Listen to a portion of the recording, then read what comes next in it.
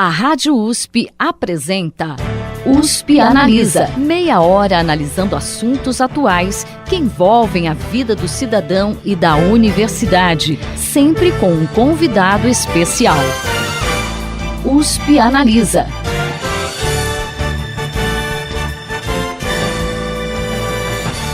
Elas são a esperança para a cura de uma série de doenças e também representam um passo muito importante para as pesquisas em genética no Brasil.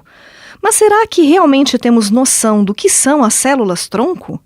Para esclarecer esse assunto e abordar outras questões sobre a pesquisa na área da genética, o USP Analisa de hoje recebe a docente do Instituto de Biociências da USP, chefe do Laboratório Nacional de Células-Tronco Embrionárias e integrante do Centro de Terapia Celular, professora Lígia da Veiga Pereira. Professora, seja bem-vinda ao USP Analisa. Muito obrigada, é uma honra estar aqui. Professora, para a gente começar, fala-se muito em células-tronco, mas o que muitas pessoas não sabem é que existem dois tipos, né? As células, as adultas, né, que encontramos na medula óssea e no cordão umbilical, e as embrionárias, que no caso de pesquisas são extraídas de embriões fruto de fertilização in vitro. Qual que é a diferença entre elas para a pesquisa? Olha, isso é uma coisa muito importante, né, essa diferença. Então, célula-tronco, uma célula para receber essa medalha, esse título de célula-tronco, tem que ser uma célula que consiga se multiplicar muitas vezes, quase que indefinidamente, quase que para sempre. E ela tem que ser uma célula que tenha a capacidade também de se transformar numa célula mais especializada. Então, as células-tronco que a gente conhece há mais tempo e que ilustram bem essa definição são as células-tronco da nossa medula óssea, que são as células-tronco que produzem o nosso sangue. Então, o nosso sangue é composto de vários tipos de células diferentes. A gente tem as células que transportam oxigênio, as células do nosso sistema imunológico, as responsáveis pela coagulação do sangue, e todas elas são produzidas a partir de uma célula-tronco que está na nossa medula óssea, que a gente chama de célula-tronco hematopoética. Então, dá origem ao sistema sanguíneo da gente. Então, por exemplo, quando uma pessoa tem uma doença que envolve o sangue, uma leucemia, por exemplo, o que a gente faz? A gente destrói aquele órgão doente do paciente, a gente vai lá e com quimioterapia, com radiação, destrói a medula óssea desse paciente e coloca no lugar a medula óssea de uma pessoa saudável. Então, o que a gente está fazendo? A gente está tirando um pouquinho de células-tronco hematopoéticas, né, da medula óssea desse doador, colocando no receptor, então é um transplante de células-tronco, e aí essas células-tronco vão então regenerar aquele tecido, né, aquele órgão no paciente, gerando então agora um sangue saudável. Então, isso é uma célula-tronco que a gente encontra no indivíduo adulto, né? E que ela tem uma capacidade de gerar vários tipos de células, mas é uma capacidade limitada. Eu não consigo, a partir dessa célula, fazer um neurônio, uma célula do cérebro, ou uma célula do fígado, ou uma célula do coração, tá? Então, a gente classifica as células-tronco entre esses dois grupos principais. As adultas, que estão presentes num indivíduo após o nascimento. Então, o sangue do cordão umbilical que está no recém-nascido, ele entra aí nessa categoria da célula-tronco adulta, apesar de estar num recém-nascido, tá? Mas ele, então, é equivalente, essas células-tronco são equivalentes às células-tronco da medula óssea. A gente já descobriu que o coração tem algumas células-tronco cardíacas, que conseguem se transformar só em células do coração. No cérebro também já foram descobertas células-tronco neurais que conseguem, então, produzir neurônios e outros tipos celulares do sistema nervoso. Já as células-tronco embrionárias, a característica delas muito especial é que elas são um grande coringa e elas conseguem se transformar em qualquer tipo de célula do nosso corpo. Então, uma célula embrionária, ela dependendo do estímulo que ela receber, ela pode virar célula do fígado, do coração, da medula óssea, célula de osso, célula do rim, do intestino, do que for. Então a essa característica, a essa versatilidade tão grande, a gente dá o nome de pluripotência. Ela tem esse potencial muito diverso, plural, né? Daí o pluripotência, de ser capaz de fato, virar qualquer tipo celular do nosso organismo. E é importante isso que você falou, de onde vêm essas células, né? As células tronco embrionárias, elas vêm lá daqueles embriões da fertilização in vitro. Quando a gente faz fertilização in vitro, quando o embrião chega aos 5 dias de desenvolvimento no laboratório, ele ainda é um conglomerado de umas 50 células, sem forma ainda, essas células elas ainda não decidiram o que elas vão virar no indivíduo, mas elas têm esse potencial de virar qualquer coisa. Então a gente consegue tirar essas células desses embriões, são os embriões que sobram dos ciclos de fertilização in vitro, são embriões que seriam esquecidos aí dentro de congeladores, e no Brasil eles podem ser doados para pesquisa, em outros países do mundo também, e a gente consegue então multiplicar essas células. A partir daquelas 50 células a gente consegue gerar milhões, centenas de milhões de células, e no laboratório o desafio então é conseguir transformá-las em célula do músculo cardíaco, se eu quiser tratar um infarto, em células, por exemplo, um neurônio dopaminérgico, se eu quiser tratar a doença de Parkinson, células produtoras de insulina, se eu quiser tratar agora um diabetes, e assim por diante. Aproveitando o gancho das células tronco embrionárias, né, o uso delas na pesquisa acaba despertando polêmica, principalmente entre grupos religiosos.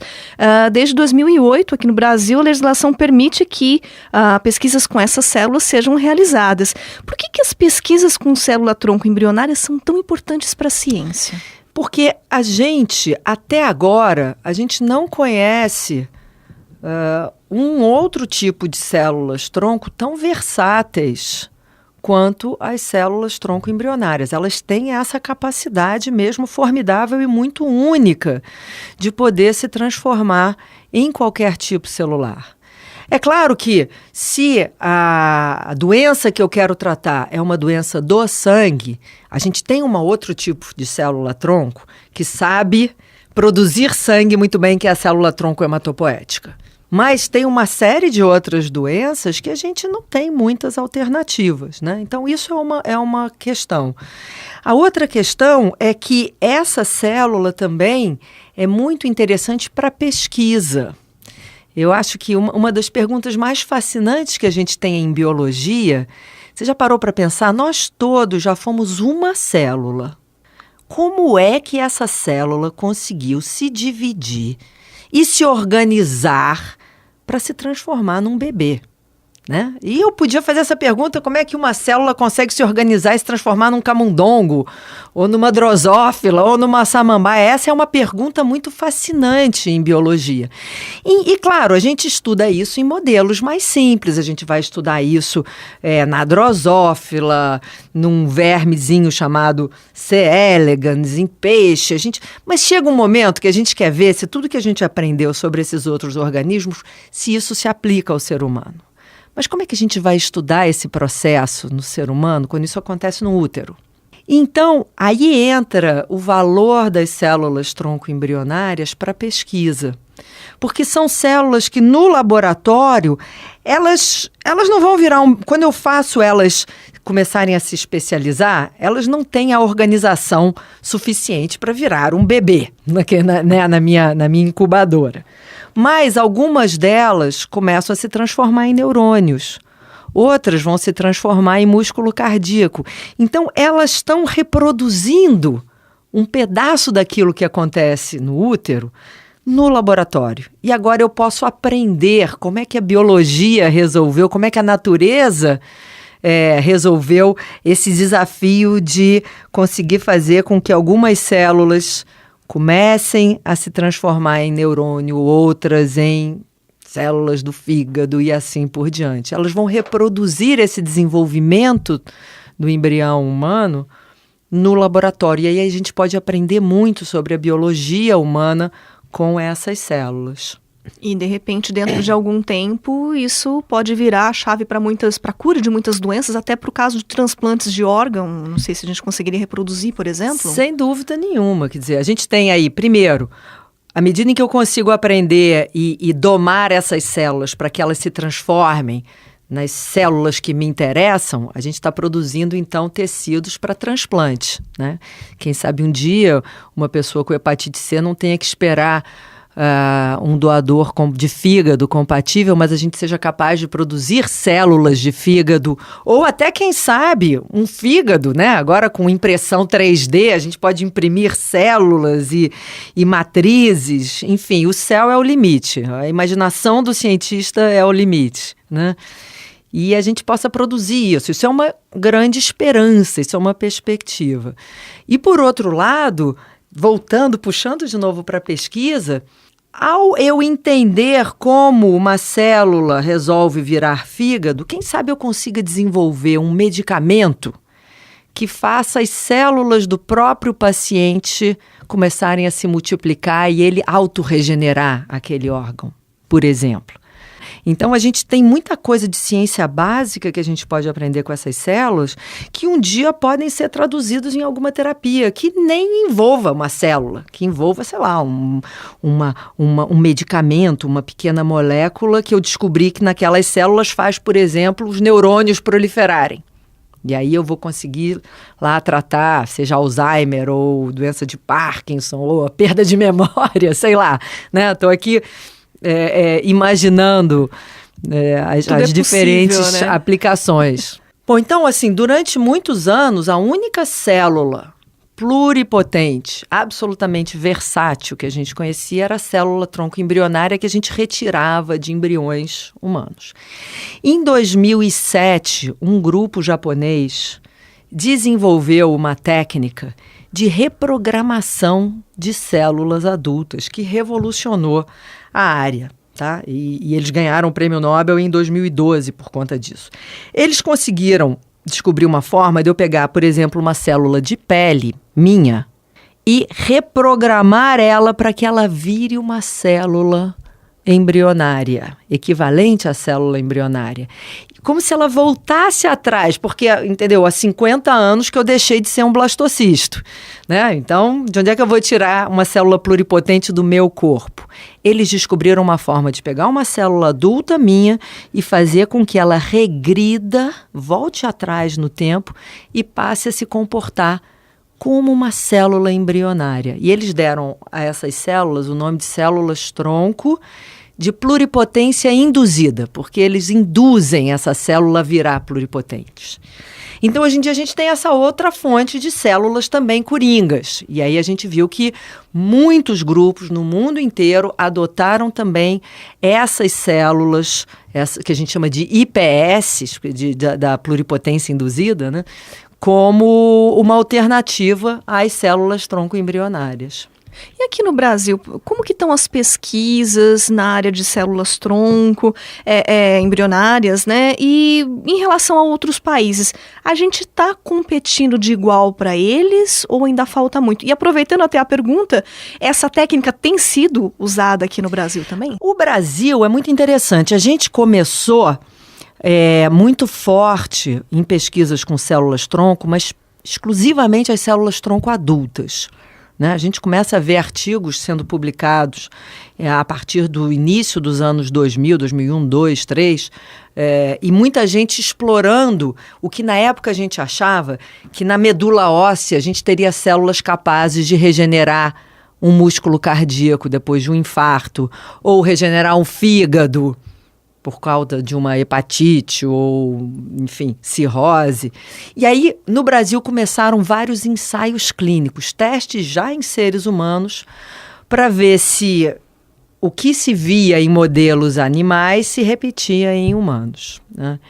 Então, foi uma época, assim, de muita produção, de muito investimento do governo federal em pesquisas com células-tronco. Entre 2003 e 2008, o governo federal pôs muito dinheiro nessa área, criou uma infraestrutura de laboratórios para produzir células-tronco para terapia, né? Então, a ideia era, nossa, essa área está avançando tão rápido que daqui a pouco a gente vai ter terapias comprovadas.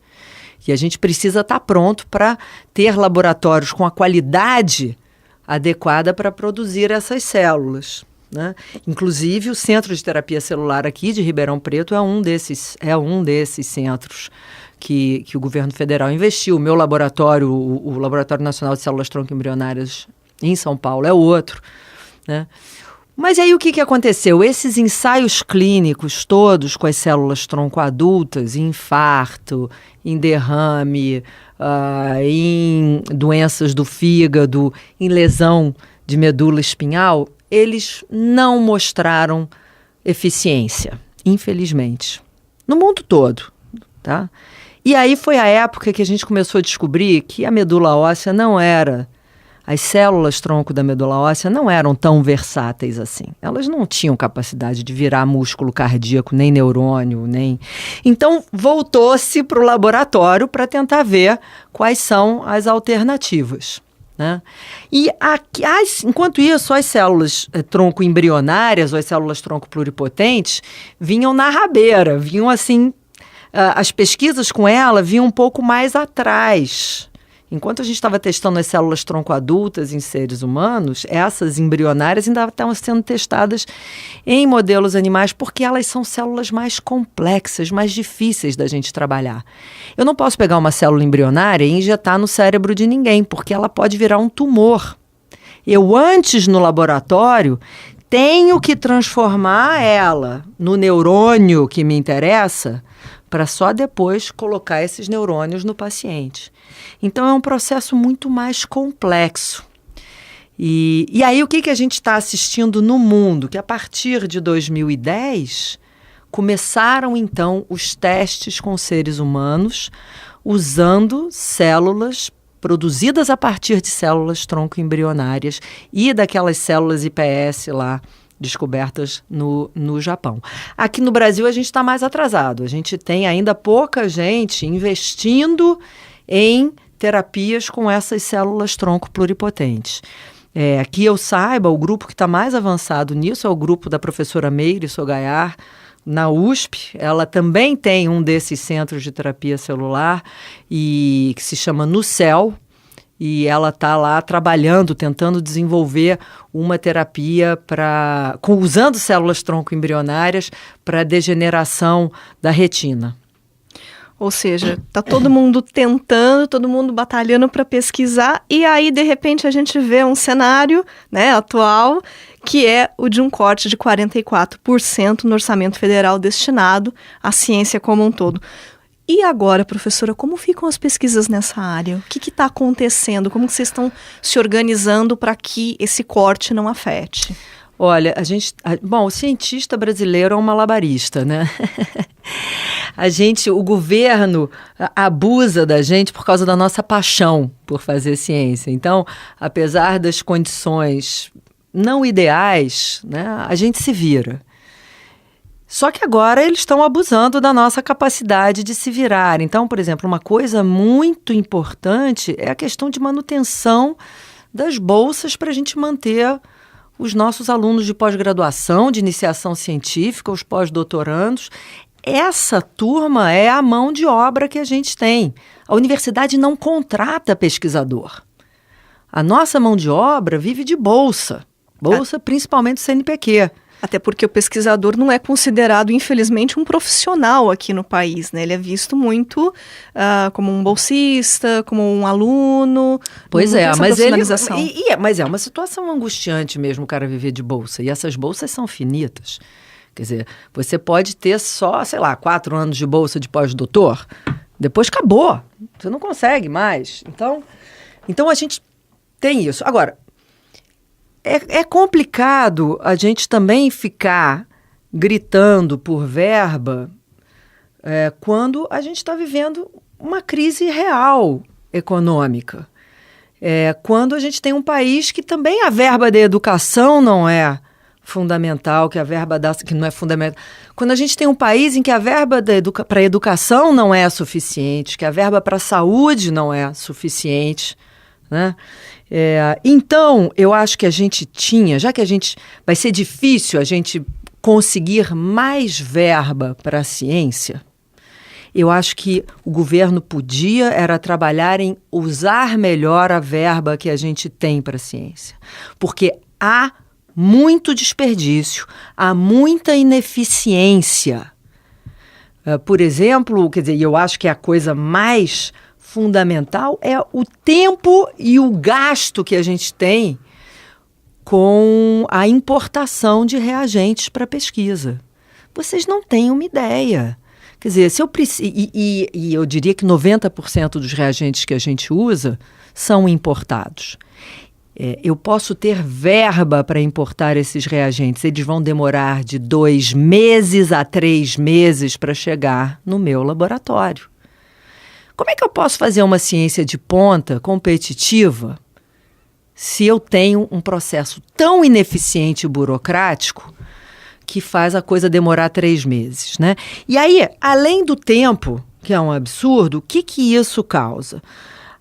Uma dificuldade de planejamento. Então, às vezes, a gente pede coisa a mais, porque a gente não quer correr o risco de ficar sem. E, às vezes, essa coisa sobra, porque 3 meses depois, os experimentos no laboratório mudaram ou surgiram novas descobertas, e aí você joga fora reagente, né? Ou então, o reagente, que é muito sensível à temperatura, depois de 2 a 3 meses viajando por aí, ele chega com uma atividade mais ou menos. Então, isso é uma coisa que todo aluno que vai trabalhar nos Estados Unidos um tempo, volta encantado, dizendo como tudo funciona mais fácil lá. Eu tenho uma teoria que tudo funciona mais fácil lá porque os reagentes são frescos, estão íntegros, eles não passam por todas as variações de temperatura durante 2 ou 3 meses que os que chegam aqui passam. Então, tudo que a gente recebe, eu tenho essa teoria que, além do mais, quando finalmente chega, é meia boca. Então, por que eu estou falando isso? Resolver isso não requer mais dinheiro, requer vontade política. O nosso ministro da Ciência e da Comunicação e tal, se ele conseguia alocar um pouquinho do tempo dele para a ciência, eu acho que tinha que fazer uma força-tarefa junto com a Receita Federal, junto com a Anvisa, botar todas as entidades responsáveis por essa questão da importação de reagentes para pesquisa e elaborar uma solução que de fato funcione, né? O CNPq diz que tem o Importa Fácil, que é um nome muito marqueteiro, mas o Importa Fácil de fácil não tem nada. Ele pode ser um Importa menos difícil, mas não é fácil e não chega rápido.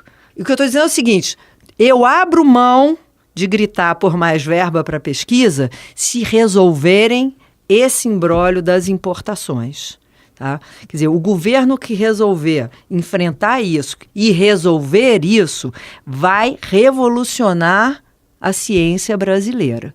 Se o pesquisador brasileiro tiver essa condição, essa agilidade para conseguir seus reagentes para pesquisa, a nossa produção, tanto em quantidade quanto em qualidade, eu tenho certeza que vai aumentar significativamente. Porque a gente fica desperdiçando cérebros aqui no Brasil. Nós temos pessoas brilhantes. Eu falo para os meus alunos, eu não quero ninguém com complexo de inferioridade com o americano. A diferença entre vocês e os alunos lá dos Estados Unidos são as condições de trabalho. Então, se conseguissem resolver essa questão da importação de reagentes, eu tenho certeza, eu prometo que a ciência no Brasil vai melhorar muito sem a gente gastar mais dinheiro. Lá no comecinho a gente comentou um pouquinho a respeito das células do cordão umbilical. Uhum. Só para encerrar, que nós já estamos começando a entrar no finalzinho do nosso programa, eu queria que a senhora comentasse, a senhora participou da montagem de um banco, né, que armazena cordões umbilicais. Há alguns anos, a Sociedade Brasileira de Transplante de Medula Óssea afirmou que o armazenamento desse material seria um procedimento inútil. Afinal de contas, qual a importância desse procedimento? Realmente tem utilidade? Então, deixa eu explicar. A história é a seguinte, quer dizer, não é o cordão umbilical, é o sangue do cordão umbilical. Então, quando nasce uma criança, aquele sangue que está ali no cordão e na placenta da criança, ele é rico em células-tronco da medula óssea. Quando os cientistas descobriram isso, eles falaram, puxa vida, isso aqui então é um material importante que pode ser usado como uma alternativa para transplantes de medula óssea, para as doenças, as leucemias e todas aquelas doenças tratadas com medula óssea. Então começaram a criar bancos de sangue de cordão umbilical, da mesma forma que a gente tem os bancos de medula óssea. Então hoje, quando uma pessoa precisa de um transplante de medula óssea, vão procurar doadores compatíveis em bancos de doador de medula óssea ou no banco de sangue de cordão umbilical. E as duas amostras, né, podem ser usadas para o transplante. E aí, a iniciativa privada viu aí uma oportunidade de oferecer o que a gente chama do armazenamento privado. Ou seja, uma família, quando tem um bebê, ela tem então a oportunidade de pagar pelo armazenamento do sangue de cordão umbilical daquele bebê. E aí criou-se uma polarização. De um lado, a gente tinha essas empresas, algumas empresas, fazendo uma propaganda sensacionalista, dizendo que aquilo era a coisa mais importante que você poderia fazer pelo seu recém-nascido, que não é verdade, tá? Do outro lado, você tem, e talvez até como uma reação a essa atitude pouco ética de algumas empresas, você teve alguns grupos profissionais dizendo que era inútil. Bom, inútil também não é verdade.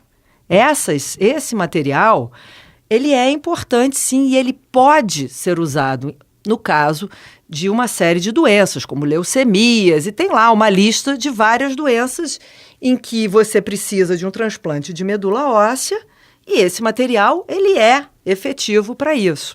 Mas a questão é, qual é a chance do seu bebê ter alguma doença dessas que é tratável com esse material? São doenças raras. Então, se você não tem histórico familiar, a probabilidade de você vir a precisar disso é baixa, né? E aí cria, então, essa questão de se vale a pena ou não você pagar pelo armazenamento desse material. Mas você vê que a pergunta é muito diferente, né? Não estou dizendo que nem que é obrigatório, nem que é inútil. Eu acho que o fundamental é você informar direito e dizer, olha, isso aqui é um material que tem sim uma utilidade comprovada para essas e essas e essas doenças, só que essas doenças são raras, a probabilidade do seu filho é pequena. Por outro lado, existe uma promessa, uma possibilidade de um dia esse material também poder tratar outras doenças mais comuns, com as pesquisas com células-tronco, mas isso é uma promessa, eu não garanto nada. E isso custa tanto.